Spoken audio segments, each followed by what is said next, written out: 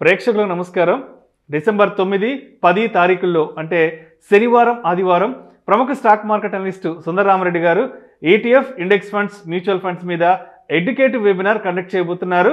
దీనికి 3000 రూపాయలు fee pay చేయవలసి ఉంటుంది. ఆసక్తి ఉన్నవారు ఈ కింద స్క్రోల్ అవుతున్న నంబర్ కాల్ చేసి వెంటనే మీ రిజిస్ట్రేషన్స్ను పూర్తి చేసుకోగలరు. Hi, Sundararamareddy from RCB technologies. ఈ video meant for value mutual funds అండి. అండ్ మ్యూచువల్ ఫండ్స్లో ఇది ఒక సపరేట్ కేటగిరీ అనమాట. లైక్ మనం మ్యూచువల్ ఫండ్స్లో ఇన్వెస్ట్ చేసేటప్పుడు ఒకటి మార్కెట్ క్యాపిటలైజేషన్ బేస్గా తీసుకుని ఇన్వెస్ట్ చేస్తాము. Like large cap, mid cap, small cap, flexi cap, okay, multi cap ఇలా ఉంటాయి అనమాట. రెండోది ఇన్వెస్ట్మెంట్ ఫ్యాక్టర్స్ని బేస్గా తీసుకొని, అంటే value investment, momentum investment, and quality investment, volatility, beta and size, ఇలాంటి క్వాలిటీని బేస్గా తీసుకుని కూడా ఇన్వెస్ట్ చేస్తుంటారు. అండ్ మూడోదేమో ఇంటర్నేషనల్ మ్యూచువల్ ఫండ్స్, అంటే వేరే కంట్రీల్లో ఇన్వెస్ట్ చేసే వాటిని international mutual funds. 4 commodity mutual funds, అంటే గోల్డ్, సిల్వర్ ఇలాంటి వాటిలో, లేదా మల్టీ అసెట్ క్లాస్లో పెట్టే వాటిని మ్యూచువల్ ఫండ్స్ ఉంటాయి. అలాగే డెట్ మ్యూచువల్ ఫండ్స్ ఉంటాయి. అండ్ డెట్ అండ్ ఈక్విటీ రెండు కాంబినేషన్ హైబ్రిడ్ మ్యూచువల్ ఫండ్స్ ఉంటాయి. ఇట్లా మ్యూచువల్ ఫండ్స్లో డిఫరెంట్ కేటగిరీస్ ఉంటాయి అన్నమాట. ఇందులో వాల్యూ ఇన్వెస్ట్మెంట్ అనేది స్టాక్ మార్కెట్లో one of the famous style of investment అనమాట. సో వారన్ బఫెట్ లాంటి వాళ్ళు చాలా ఈ ఏరియాలో ఏంటంటే, ఒక కంపెనీస్ మనం కొనేటప్పుడు ఇంట్రెన్సిక్ వాల్యూ కన్నా తక్కువ అవైలబిలిటీ ఉంటేనే ఇన్వెస్ట్ చేయడం ద్వారా మనకి సేఫ్టీ ఆఫ్ మార్జిన్ పెరుగుతుందని చెప్పేసి అందరూ అది ఫాలో అవుతుంటారు. అంటే మనం ప్రపంచంలో చూసిన ఎక్కువ మంది ఇన్వెస్టర్స్ వాళ్ళ స్టైల్ ఏంటంటే వాల్యూ ఇన్వెస్ట్మెంట్ అనమాట. అంటే కంపెనీ స్టాక్ కనుక దాని ఇంట్రెన్సిక్ వాల్యూతో కంపేర్ చేసినప్పుడు తక్కువ రేట్కి కోట్ చేస్తున్నప్పుడు మాత్రమే మనం ఆ స్టాక్స్ని బై చేయాల్సి ఉంటుంది. అంటే మార్కెట్ ఏదో టైంలో మళ్ళీ ఆల్ టైమ్ హైకి వెళ్ళినప్పుడు దీని వాల్యూ దీనికి వస్తుంది కాబట్టి ఆ టైంలో అమ్మేసుకోవచ్చు. అంటే ప్రాక్టికల్గా ఏమవుతుందంటే, కంపెనీ మంచి క్వాలిటీ అయినా సరే టెంపరీగా ఆ ప్రైస్కి రెస్పెక్ట్ ఇవ్వరు అనమాట. అందుకని 2-3 ఇయర్స్ వరకు ఆ ప్రైస్ మూవ్ అవ్వదు. అలాగా మార్కెట్ నెగ్లెక్ట్ చేసిన ఫండమెంటలీ సౌండ్ కంపెనీస్ని ఇన్వెస్ట్ చేసేసి, అండ్ ఒకసారి మార్కెట్ ఎప్పుడైతే మళ్ళీ వీటిని అట్రాక్ట్ చేస్తుందో ఆ టైంలో అమ్మేసుకుని మనం బయట పోవటాన్ని వాల్యూ ఇన్వెస్ట్మెంట్ అనొచ్చు. ఫర్ ఎగ్జాంపుల్, ఇప్పుడు HDFC బ్యాంక్ ఇయర్లీ 20% గ్రోత్ ఉన్న బ్యాంకు, ఇయర్లీ 20% ప్రాఫిట్ గ్రోత్ ఉన్న bank last 3 years returns literally ఒక 2-3% కంటే ఎక్కువ లేవు అనమాట. సో మనం HDFC మ్యూచువల్ ఫండ్లో HDFC బ్యాంకులో ఇన్వెస్ట్ చేయడాన్ని మనం వాల్యూ ఇన్వెస్ట్మెంట్ అనొచ్చు. అలాగే రిలయన్స్ కూడా లాస్ట్ 2 ఇయర్స్ రిటర్న్స్ 0. అంటే ఎర్నింగ్స్ పెరుగుతున్నాయి, ప్రాఫిట్ పెరుగుతున్నాయి, అండ్ ఇంట్రెన్సిక్ వాల్యూ దగ్గరలో దొరుకుతుంది కాబట్టి దాన్ని కూడా మనం అనుకోవచ్చు. సో ఇట్లా ఫండ్ మేనేజర్స్ ఏదన్నా స్టాక్ వాటి ఇంట్రెన్సిక్ వాల్యూ దగ్గరలో వచ్చినప్పుడు స్టాక్ ప్రైస్ని ఆ టైంలో మాత్రం ఇన్వెస్ట్ చేస్తారు. అంటే మార్కెట్ ప్రస్తుతానికి అవుట్ ఆఫ్ ది ఫేవర్ అయిన కంపెనీస్ అనమాట. దాన్ని మనం కాంట్రా ఇన్వెస్ట్మెంట్ కూడా అనుకోవచ్చు. కాంట్రా అంటే మార్కెట్లో ఉన్న హాట్ సెక్టర్ని చేంజ్ చేయకుండా మార్కెట్ నెగ్లెక్ట్ చేసే మంచి కంపెనీస్లో ఇన్వెస్ట్ చేయడాన్ని కాంట్రా ఇన్వెస్ట్మెంట్ అంటారు. అంటే ఎక్కువసార్లు కాంట్రా ఇన్వెస్ట్మెంట్ స్టైల్ అయినా అండ్ వాల్యూ ఇన్వెస్ట్మెంట్స్ అయినా మోరాలెస్ సేమ్గా ఉంటుంది అనమాట. ఇప్పుడు ఈ వాల్యూ లేదా కాంట్రా ఇన్వెస్ట్మెంట్ మ్యూచువల్ ఫండ్స్ కనుక ఇన్వెస్ట్ చేస్తే మనకి ఎంత రిటర్న్స్ వస్తాయో చూద్దాం, కంపేర్ చేద్దామండి గత 10 ఇయర్స్ నుంచి.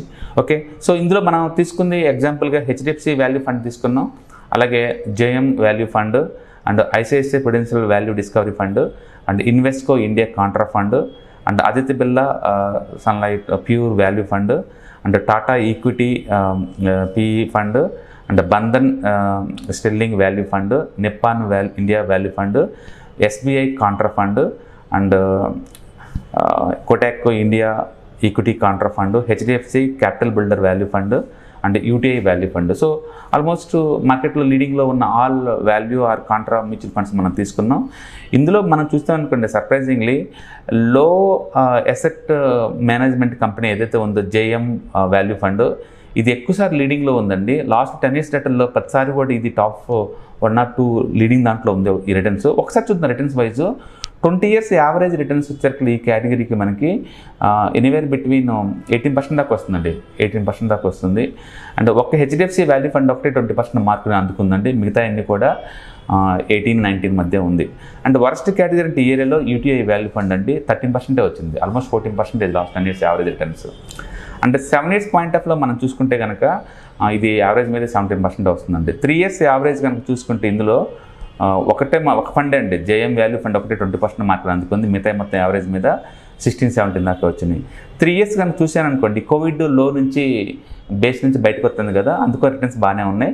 ఇక్కడ యావరేజ్ మీద మీకు 25% దాకా వచ్చింది. గత 2 ఇయర్స్ యావరేజ్ చేస్తే కనుక ఆల్మోస్ట్ 15% దాకా ఎక్కువ లేవు. అంటే ఈ ఇయర్ మాత్రం మళ్ళీ బాగా పర్ఫార్మెన్స్ వచ్చేస్తుందండి.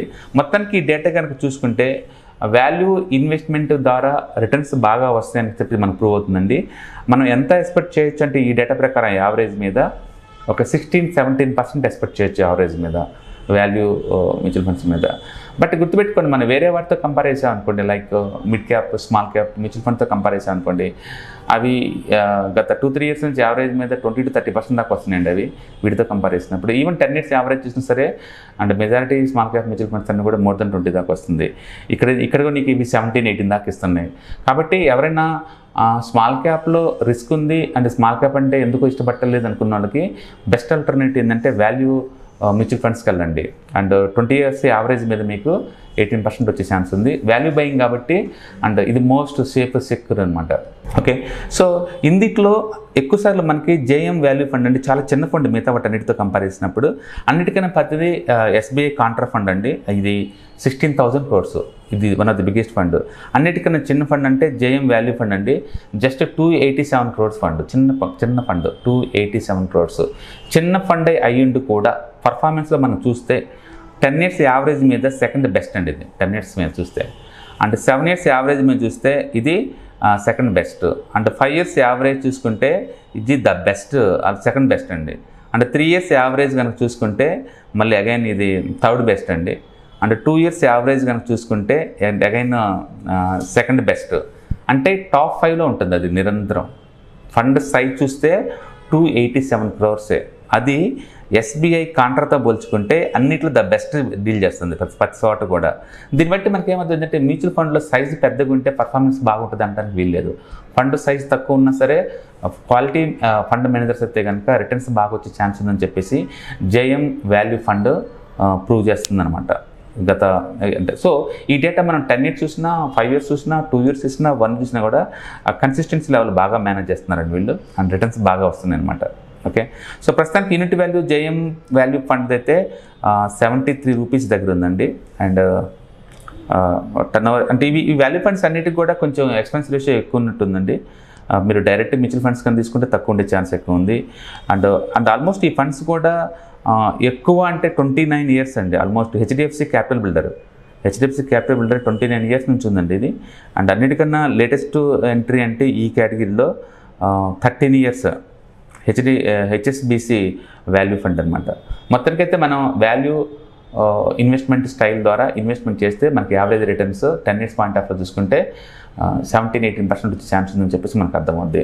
సో చాలామంది లైక్ చేస్తారండి వాల్యూ స్టైల్ని, ఎందుకంటే కంపెనీ తక్కువ రేట్లో ఉన్నట్టుని out of the market thought ఉన్నట్టుని ఇందులో సెలెక్ట్ చేస్తారు. కాబట్టి ఇందులో చేంజింగ్ అంటే ఏం చేయరు, అంటే హార్డ్ సెక్టర్ కదని చెప్పి చేంజ్ చేయటం ఏమి ఉండదు. మార్జిన్ ఆఫ్ సేఫ్టీ చూస్తారు. రెండోది ఇంటెన్సిక్ వాల్యూతో పోల్చుకున్నప్పుడు ఫండమెంటల్గా స్ట్రాంగ్ ఉన్న కంపెనీస్ తక్కువ రేట్లో వచ్చినప్పుడు మాత్రమే కొంటారు. అంటే కాంట్రా థింకింగ్ వాడుతూ ఉంటారు కాబట్టి మార్జిన్ ఆఫ్ సేఫ్టీ పెరుగుతాయి. సో ప్రపంచవ్యాప్తంగా చూసుకుంటే కనుక మెజారిటీ ఫండమెంటల్ అనలిస్ట్ ఫాలో అయ్యేదండి మార్జిన్ ఆఫ్ సేఫ్టీ ఈ వాల్యూ ఇన్వెస్ట్మెంట్ స్టైల్ అనమాట.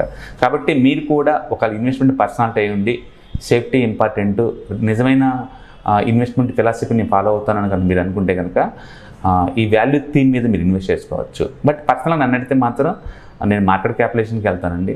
అదైతే ఏంటంటే అన్ని రకాల ఫ్యాక్టర్స్ చూసుకుంటారు దాంట్లో. ఇందులో ఏంటంటే వాల్యూ అనే ఫ్యాక్టర్స్ మాత్రం ఇంపార్టెన్స్ ఇస్తారు, మిగతా వాటికి ఇంపార్టెన్స్ ఇవ్వరు.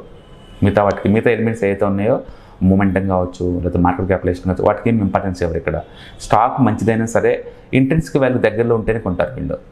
ఓకే, అందుకని ఒక్కోసారి మంచి కంపెనీస్ ఇన్వెస్ట్మెంట్ చేసే ఛాన్స్ మిస్ అయ్యే ఛాన్స్ ఎక్కువ ఉందన్నమాట. ఏనో వరల్డ్ వైడ్గా వాల్యూ ఇన్వెస్ట్మెంట్ అనేది చాలా పాపులర్ అండి. మీరు కనుక వాల్యూ ఇన్వెస్టర్ అయితే మీకు సోటో అయిన మ్యూచువల్ ఫండ్ కావాలి అనుకుంటే ఇప్పుడు మనం డిస్కస్ చేసిన వీటిలో దాన్ని పిక్ చేసుకొని ఇన్వెస్ట్మెంట్ చేసుకోవచ్చు. లాంగ్ టర్మ్ పాయింట్ ఆఫ్ ఏదైనా సరే వెల్త్ క్రియేషన్ ఒకటే మన ఆబ్జెక్టివ్ అండి, ఏది తీసుకున్నా పర్వాలేదు. సో ఇయర్లీ యావరేజ్ మీద రిటర్న్స్ కనుక 17-18% కనుక అనుకుంటే కనుక ఎస్ ఈ థీమ్ని మీరు కన్సిడర్ చేయొచ్చు. Thank you, all the best.